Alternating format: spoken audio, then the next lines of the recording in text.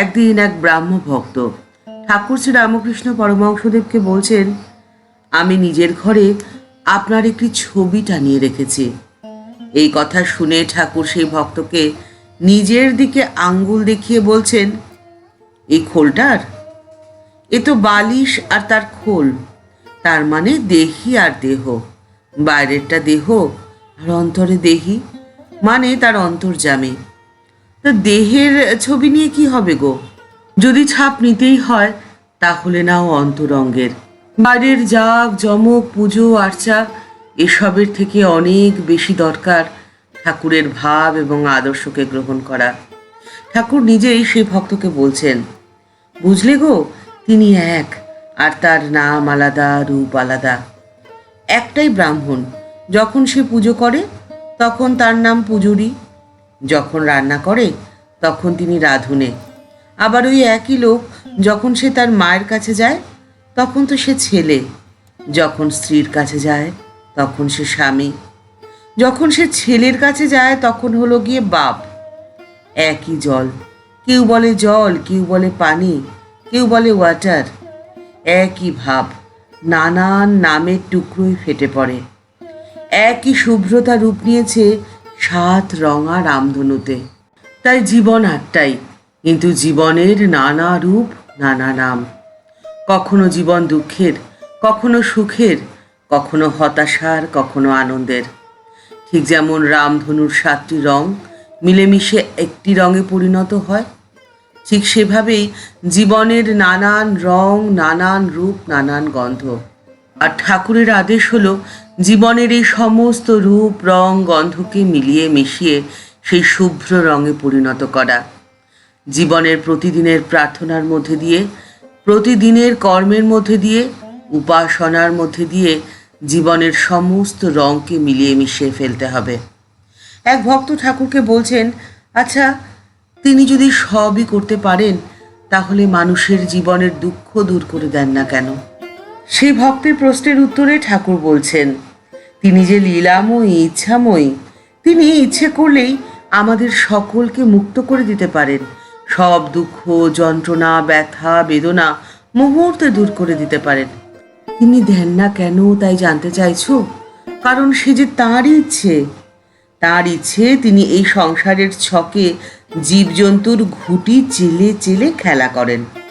বুড়িকে যদি আগে থাকতেই ছুঁয়ে ফেললে তাহলে ছুটোছুটি হলো কই? আর ছুটোছুটি না হলে খেলে সুখ কই? খেলা চললেই বুড়ির আহ্লাদ। সে ভক্ত ঠাকুরকে বলছেন, আপনি কি বলছেন ঠাকুর? তবে কি আমরা বুড়ির আহ্লাদের জন্যে কেবল ছুটোছুটি করব? উত্তরে ঠাকুর হেসে বলছেন, করলেই বা মন্দ কি? খেলা চলছে, এই তো বেশ। ঠাকুর বলছেন, দেখো, এক মায়ের 2 ছেলে। একটি ছেলে ছুটোছুটি করে খেলে বেড়াচ্ছে, দামাল ছেলে, আর অন্য ছেলেটি চুপটি করে মায়ের কোলে বসে রয়েছে। আচ্ছা, বলতে পারো মায়ের কোন ছেলেকে বেশি পছন্দ হবে? সেই ভক্ত ঠাকুরকে উত্তরে বলছেন, নিশ্চয়ই সেই ছেলেকেই পছন্দ হবে যে ছুটোছুটি করছে, দৌরাত্ম্য করছে, দামালপনা করছে।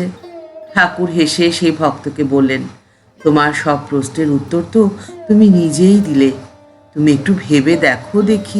তাই জীবনে সত্যিকারের সুখী তারাই হতে পারে যাদের মধ্যে রয়েছে সেই দামালপনা।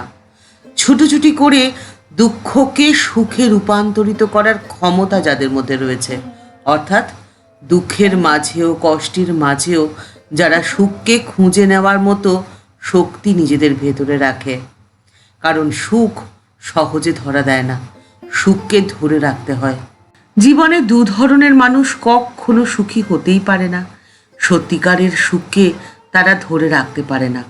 প্রথম, যারা নিজের কথা নয় অন্যদের কথা বেশি ভাবে। আর দ্বিতীয়, যারা সিদ্ধান্ত নিতে গেলে রীতিমতো ভয় পায়, নিজেরা কোনো সিদ্ধান্ত নিতেই পারে না। এই 2 ধরনের মানুষের পক্ষে সুখী হওয়া একেবারেই অসম্ভব। আর ঠিক সেই জন্যেই আপনি যদি জীবনে সত্যিকারের সুখী হতে চান, সুখকে নিজের জীবনে আগলে রাখতে চান, ধরে রাখতে চান, তাহলে সুখের রিমোটটা নিজে হাতে কন্ট্রোল করুন। অন্য কারোর হাতে সেটি তুলে দেবেন না। লোকে কি বলবে, এই ভাবনায় বা এই ভয়ে কখনো কোনো সিদ্ধান্ত আপনি নেবেন না। কোনো সিদ্ধান্ত নেওয়ার আগে বা কোনো কাজ করার আগে আগে নিজেকে ভালো করে প্রশ্ন করুন যে এই কাজটি কি আপনি নিজের মন থেকে করছেন? এই কাজটি কি করলে আপনি নিজে ভালো থাকবেন, নাকি অন্যদেরকে খুশি করার জন্যে বা লোকে কি বলবে এই ভয়ে কাজটি করছেন? যদি উত্তর হ্যাঁ হয় তাহলে পিছিয়ে আসুন, কারণ অন্যদেরকে খুশি করে নিজেকে কখনো ভালো রাখা যায় না, সুখীও রাখা যায় না। আপনি সবার আগে নিজেকে খুশি করুন, নিজেকে ভালো রাখুন। হতে পারে আপনার ওই একটি সিদ্ধান্ত বা পরিকল্পনা অনেকের অপছন্দের কারণ, আর সেই পরিকল্পনাকে বাস্তব রূপ দিতে গেলে আপনাকে অনেক দুঃখ সহ্য করতে হবে, অনেক কষ্ট করতে হবে। আপনাকে কিন্তু সেই দুঃখ এবং কষ্টকে সহ্য করার শক্তি বা সাহস নিজের মনের মধ্যে আনতে হবে।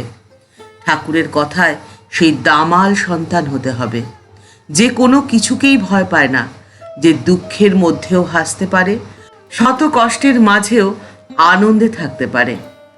আপনার মধ্যে যদি সেই সাহস বা শক্তি থাকে, তবেই তো আপনি সত্যিকারের সুখকে ধরতে পারবেন, সত্যিকারের সুখী হতে পারবেন। নিজেকে অখুশি রেখে, অসুখী রেখে বা নিজেকে ঠকিয়ে অন্যদেরকে কিন্তু আপনি কখনো ভালো রাখতেই পারবেন না।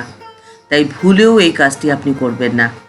লোকে কি বলবে এই ভাবনা যদি সব সময় আপনার মনের মধ্যে থাকে, আর সেইভাবেই যদি আপনি আপনার জীবনটাকে পরিচালিত করেন, তাহলে আপনি বাইরে থেকে হাসি খুশি থাকলেও ভেতর থেকে ধীরে ধীরে ভেঙে পড়বেন। আপনার আত্মবিশ্বাস হারিয়ে যাবে, মনে হবে এই পৃথিবীটা বুঝি আপনার জন্যে নয়, কারণ এই পৃথিবীতে বেঁচে থাকার, কাজ করার কোনো উৎসাহ আপনি আর পাবেন না। আর এই জীবন তো কাম্য নয়। এই পৃথিবী সকলের জন্যে, আর এই পৃথিবীটা বড় সুন্দর। হতে পারে এই পৃথিবীতে রয়েছে নানান রকমের সমস্যা, দুঃখ, যন্ত্রণা, নানান রকমের কঠিন পরিস্থিতি, কিন্তু এই প্রত্যেকটি পরিস্থিতি সেই রামধনুর 7টি রঙের মতো, যাকে মিলিয়ে মিশিয়ে দিলে একেবারে শুভ্র সুন্দর রঙে পরিণত হতে হবে। আর সেই কাজটি যে আপনাকে করতে হবে, যে আদেশ দিয়ে গেছেন ঠাকুর স্বয়ং, সেই আদেশকে আপনি আপনার জীবনে গ্রহণ করুন এবং জীবনকে সেই শুভ্র এবং সুন্দর করে তুলুন। ঠাকুরের কাছে প্রার্থনা করে আজকের পর্ব এখানেই শেষ হলো। দেখা হচ্ছে পরের পর্বে। পর্বটি যদি ভালো লাগে লাইক বাটনটি প্রেস করে দিতে পারেন, আর আপনি যদি এই চ্যানেলটিতে নতুন এসে থাকেন, চ্যানেলটিকে সাবস্ক্রাইব করে বেল বাটনটি ক্লিক করে দিয়ে অল বাটনটিতে ক্লিক করে দিতে পারেন। আর যদি ইতিমধ্যেই আপনি এই পরিবারের সদস্য হয়ে গিয়ে থাকেন, তাহলে আপনাকে জানাই অসংখ্য ধন্যবাদ, প্রণাম এবং ভালোবাসা। এই ভিডিওটি ভালো লেগে থাকলে শেয়ার করে দেওয়ার অনুরোধ রইল। দেখা হচ্ছে পরের পর্বে। নমস্কার।